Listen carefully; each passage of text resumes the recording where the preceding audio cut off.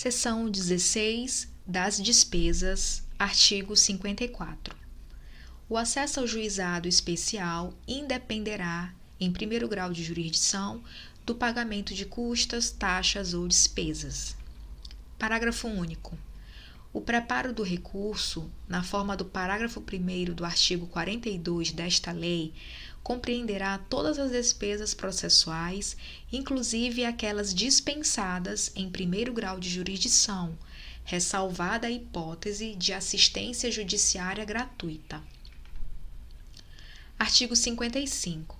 A sentença de primeiro grau não condenará o vencido em custas e honorários de advogado, ressalvados os casos de litigância de má-fé. Em segundo grau, o recorrente vencido pagará as custas e honorários de advogado, que serão fixados entre 10% e 20% do valor de condenação ou, não havendo condenação, do valor corrigido da causa. Parágrafo único. Na execução não serão contadas custas, salvo quando, inciso 1, reconhecida a litigância de má-fé, inciso 2, improcedentes os embargos do devedor, inciso 3, tratar-se de execução de sentença que tenha sido objeto de recurso improvido do devedor. Seção 17. Disposições finais. Artigo 56. Instituído o juizado especial, serão implantadas as curadorias necessárias e os serviços de assistência judiciária. Artigo 57. O acordo extrajudicial de qualquer natureza ou valor poderá ser homologado no juízo competente, independentemente de termo, valendo a sentença como título executivo judicial. Parágrafo único.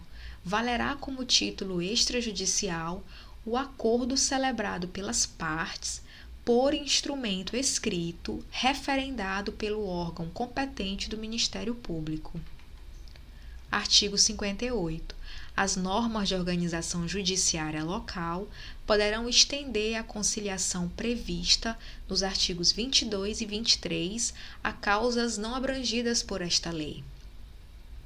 Artigo 59. Não se admitirá ação rescisória nas causas sujeitas ao procedimento instituído por esta lei. Capítulo 3 dos Juizados Especiais Criminais, Disposições Gerais. Artigo 60. O Juizado Especial Criminal, provido por juízes togados ou togados e leigos, tem competência para a conciliação, o julgamento e a execução das infrações penais de menor potencial ofensivo, respeitadas as regras de conexão e continência. Parágrafo único. Na reunião de processos perante juízo comum ou tribunal do júri, decorrentes da aplicação das regras de conexão e continência, observar-se-ão os institutos da transação penal e da composição dos danos civis. Artigo 61. Consideram-se infrações penais de menor potencial ofensivo para os efeitos desta lei as contravenções penais e os crimes a que a lei comine pena máxima não superior a 2 anos, cumulada ou não com multa. Artigo 62. O processo perante o juizado especial orientar-se-á pelos critérios da oralidade, simplicidade, informalidade, economia processual e celeridade, objetivando, sempre que possível, a reparação dos danos sofridos pela vítima e a aplicação de pena não privativa de liberdade. Seção 1. Da competência e dos atos processuais, artigo 63. A competência do juizado será determinada pelo lugar em que foi praticada a infração penal. Artigo 64.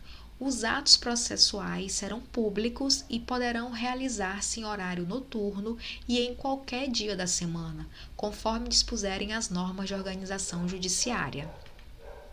Artigo 65.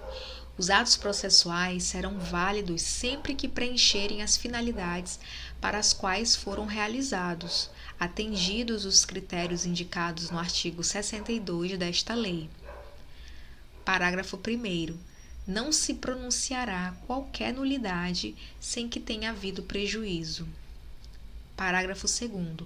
A prática de atos processuais em outras comarcas poderá ser solicitada por qualquer meio hábil de comunicação. Parágrafo 3º. Serão objeto de registro escrito exclusivamente os atos havidos por essenciais. Os atos realizados em audiência de instrução e julgamento poderão ser gravados em fita magnética ou equivalente. Artigo 66. A citação será pessoal e far-se-á no próprio juizado, sempre que possível ou por mandado. Parágrafo único. Não encontrado o acusado para ser citado, o juiz encaminhará as peças existentes ao juízo comum para a adoção do procedimento previsto em lei. Artigo 67. A intimação far-se-á por correspondência, com aviso de recebimento pessoal ou tratando-se de pessoa jurídica ou firme individual, mediante entrega ao encarregado da recepção, que será obrigatoriamente identificado, ou, sendo necessário, por oficial de justiça, independentemente de mandado ou carta precatória, ou ainda por qualquer meio idôneo de comunicação. Parágrafo único. Dos atos praticados em audiência, considerar-se-ão desde logo cientes as partes, os interessados e defensores. Artigo 68. Do ato de intimação do autor do fato e do mandado de citação do acusado, constará a necessidade de seu comparecimento acompanhado de advogado, com a advertência de que, na sua falta, ser-lhe-á designado defensor público. Seção 2 da fase preliminar, artigo 69. A autoridade policial que tomar conhecimento da ocorrência lavrará termo circunstanciado e o encaminhará imediatamente ao juizado, com o autor do fato e a vítima, providenciando-se as requisições dos exames periciais necessários. Parágrafo único. Ao autor do fato que, após a lavratura do termo, for imediatamente encaminhado ao juizado ou assumir o compromisso de a ele comparecer, não se imporá prisão em flagrante, nem se exigirá fiança. Em caso de violência doméstica, o juiz poderá determinar, como medida de cautela, seu afastamento do lar, domicílio ou local de convivência com a vítima. Artigo 70. Comparecendo o autor do fato e a vítima, e não sendo possível a realização imediata da audiência preliminar, será designada a data próxima, da qual ambos sairão cientes. Artigo 71. Na falta do comparecimento de qualquer dos envolvidos, a Secretaria providenciará sua intimação e, se for o caso, a do responsável civil, na forma dos artigos 67 e 68 desta lei. Artigo 72. Na audiência preliminar, presente o representante do Ministério Público, o autor do fato e a vítima, e, se possível, o responsável civil, acompanhados por seus advogados, o juiz esclarecerá sobre a possibilidade da composição dos danos e da aceitação da proposta de aplicação imediata de pena não privativa de liberdade. Artigo 73. A conciliação será conduzida pelo juiz ou por conciliador sob sua orientação. Parágrafo único. Os conciliadores são auxiliares da justiça, recrutados na forma da lei local, preferentemente entre bacharéis em direito, excluídos os que exerçam funções na administração da justiça criminal. Artigo 74. A composição dos danos civis será reduzida a escrito e homologada pelo juiz mediante sentença irrecorrível, terá eficácia de título a ser executado no juízo civil competente. Parágrafo único. Tratando-se de ação penal, de iniciativa privada ou de ação penal pública condicionada à representação, o acordo homologado acarreta a renúncia ao direito de queixa ou representação. Artigo 75. Não obtida a composição dos danos civis, será dada imediatamente ao ofendido a oportunidade de exercer o direito de representação verbal, que será reduzida a termo. Parágrafo único. O não oferecimento da representação na audiência preliminar não implica a decadência do direito, que poderá ser exercido no prazo previsto em lei. Artigo 76. Havendo representação ou tratando-se de crime de ação penal pública incondicionada, não sendo caso de arquivamento, o Ministério Público poderá propor a aplicação imediata de pena restritiva de direitos ou multas a ser especificada na proposta. Parágrafo 1º. Nas hipóteses de ser a pena de multa a única aplicável, o juiz poderá reduzi-la até a metade. Parágrafo 2º. Não se admitirá a proposta se ficar comprovado: inciso 1. Ter sido o autor da infração condenado pela prática de crime a pena privativa de liberdade por sentença definitiva. Inciso 2. Ter sido o agente beneficiado anteriormente no prazo de 5 anos pela aplicação de pena restritiva ou multa nos termos deste artigo. Inciso 3. Não indicarem os antecedentes a conduta social e a personalidade do agente, bem como os motivos e as circunstâncias, ser necessária e suficiente a adoção da medida. Parágrafo 3º. Aceita a proposta pelo autor da infração e seu defensor, será submetida à apreciação do juiz. Parágrafo 4º. Acolhendo a proposta do Ministério Público aceita pelo autor da infração, o juiz aplicará a pena restritiva de direitos ou multa que não importará em reincidência, sendo registrada apenas para impedir novamente o mesmo benefício no prazo de 5 anos.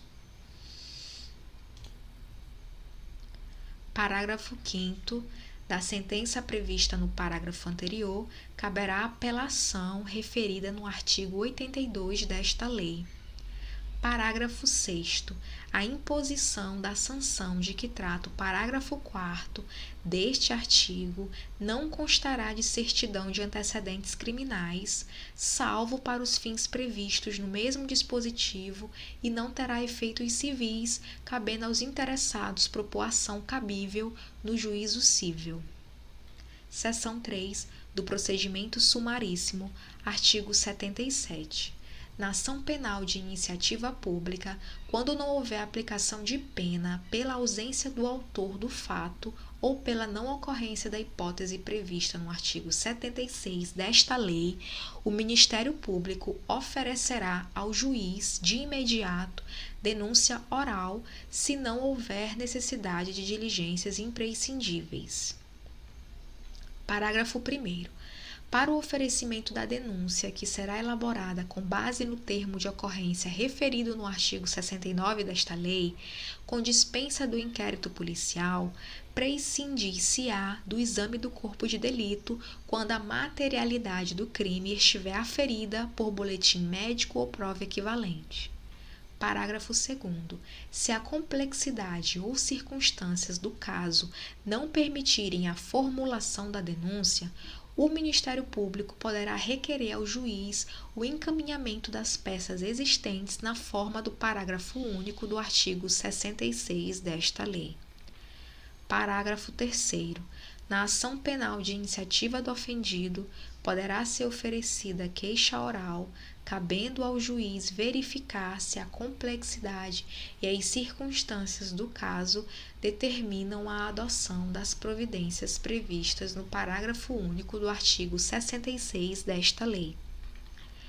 Artigo 78. Oferecida a denúncia ou queixa, será reduzida a termo, entregando-se cópia ao acusado, que com ela ficará citado e imediatamente cientificado da designação de dia e hora para a audiência de instrução e julgamento, da qual também tomarão ciência o Ministério Público, o ofendido, o responsável civil e seus advogados.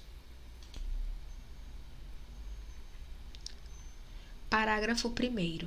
Se o acusado não estiver presente, será citado na forma dos artigos 66 e 68 desta lei e cientificado da data da audiência de instrução e julgamento, devendo a ela trazer suas testemunhas ou apresentar requerimento para intimação no mínimo 5 dias antes de sua realização.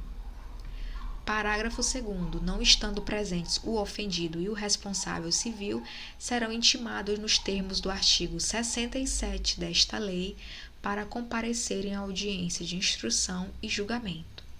Parágrafo 3º. As testemunhas arroladas serão intimadas na forma prevista no artigo 67 desta lei. Artigo 79.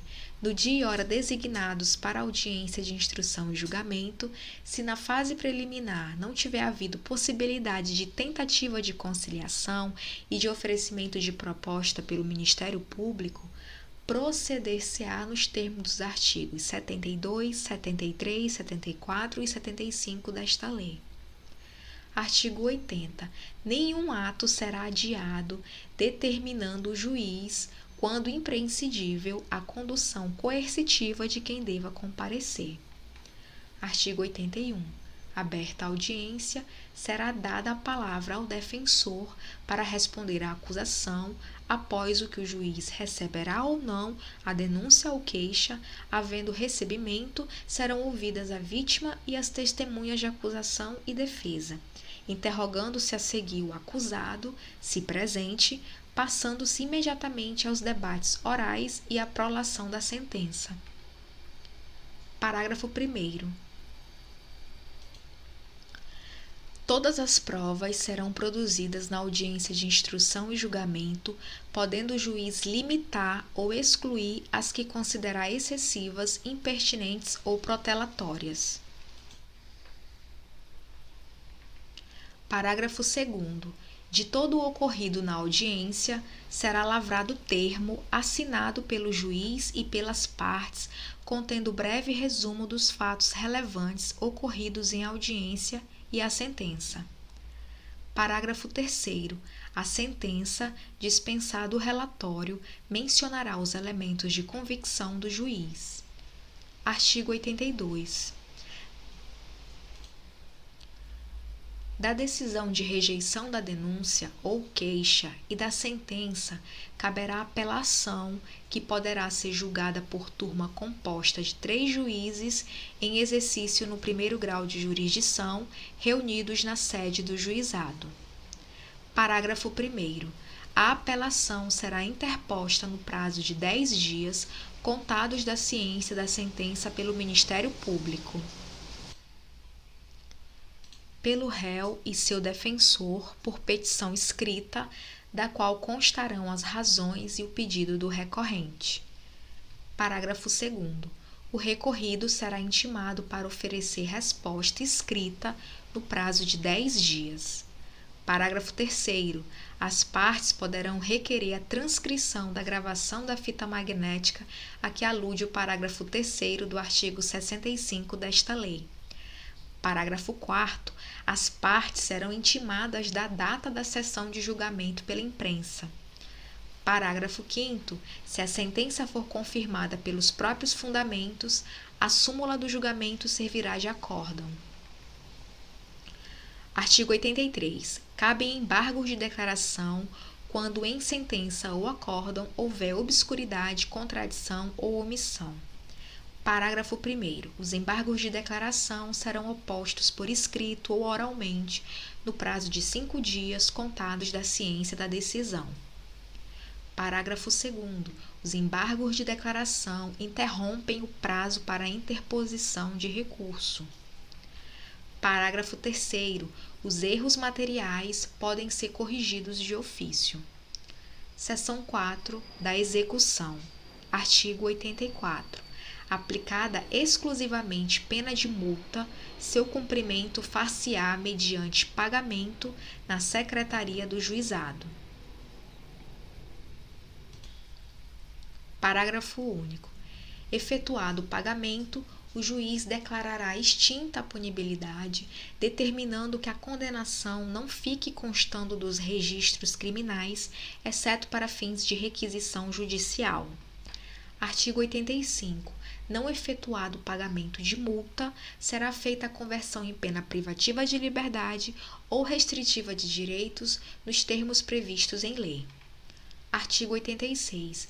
A execução das penas privativas de liberdade e restritivas de direitos ou de multa acumulada com estas será processada perante o órgão competente nos termos da lei. Seção 5 das despesas processuais, artigo 87. Nos casos de homologação do acordo civil e aplicação de pena restritiva de direitos ou multa, artigos 74 e 76, parágrafo 4º, as despesas processuais serão reduzidas conforme dispuser lei estadual. Seção 6, disposições finais, artigo 88. Além das hipóteses do Código Penal e da legislação especial, dependerá de representação a ação penal relativa aos crimes de lesões corporais leves e lesões culposas. Artigo 89. Nos crimes em que a pena mínima cominada for igual ou inferior a 1 ano, abrangidas ou não por esta lei, o Ministério Público, ao oferecer a denúncia, poderá propor a suspensão do processo por 2 a 4 anos, desde que o acusado não esteja sendo processado ou não tenha sido condenado por outro crime, presentes os demais requisitos que autorizariam a suspensão condicional da pena. Parágrafo 1º. Aceita a proposta pelo acusado e seu defensor, na presença do juiz, este, recebendo a denúncia, poderá suspender o processo, submetendo o acusado a período de prova sob as seguintes condições. Inciso 1. Reparação do dano, salvo impossibilidade de fazê-lo. Inciso 2. Proibição de frequentar determinados lugares. Inciso 3. Proibição de ausentar-se da comarca onde reside sem autorização do juiz. Inciso 4. Comparecimento pessoal e obrigatório a juízo mensalmente para informar e justificar suas atividades. Parágrafo 2º. O juiz poderá especificar outras condições a que fica subordinada a suspensão, desde que adequadas ao fato e à situação pessoal do acusado. Parágrafo 3º. A suspensão será revogada se no curso do prazo o beneficiário vier a ser processado por outro crime ou não efetuar sem motivo justificado a reparação do dano. Parágrafo 4º. A suspensão poderá ser revogada se o acusado vier a ser processado no curso do prazo por contravenção ou descumprir qualquer outra condição imposta. Parágrafo 5º. Expirado o prazo sem revogação, o juiz declarará extinta a punibilidade. Parágrafo 6º. Não ocorrerá prescrição durante o prazo de suspensão do processo. Parágrafo 7º. Se o acusado não aceitar a proposta prevista neste artigo, o processo prosseguirá em seus ulteriores termos. Artigo 90. As disposições desta lei não se aplicam aos processos penais cuja instrução já estiver iniciada. Artigo 90-A. As disposições desta lei não se aplicam no âmbito da justiça militar. Artigo 91. Nos casos em que esta lei passa a exigir representação para a propositura da ação penal pública, o ofendido ou seu representante legal será intimado para oferecê-la no prazo de 30 dias, sob pena de decadência. Artigo 92. Aplicam-se subsidiariamente as disposições dos Códigos Penal e de Processo Penal no que não forem incompatíveis com esta lei. Capítulo 4. Disposições finais comuns. Artigo 93. Lei estadual disporá sobre o sistema de juizados especiais cíveis e criminais, sua organização, composição e competência. Artigo 94. Os serviços de cartório poderão ser prestados e as audiências realizadas fora da sede da comarca, em bairros ou cidades a ela pertencentes, ocupando instalações de prédios públicos de acordo com audiências previamente anunciadas. Artigo 95. Os Estados, Distrito Federal e territórios criarão e instalarão os juizados especiais no prazo de 6 meses a contar da vigência desta lei. Parágrafo único. No prazo de 6 meses contado da publicação desta lei, serão criados e instalados os juizados especiais itinerantes que deverão dirimir prioritariamente os conflitos existentes nas áreas rurais ou nos locais de menor concentração populacional. Artigo 96. Esta lei entra em vigor no prazo de 60 dias após a sua publicação. Artigo 97. Ficam revogadas a Lei nº 4.611, de 2 de abril de 1965, e a Lei nº 7.244, de 7 de novembro de 1984.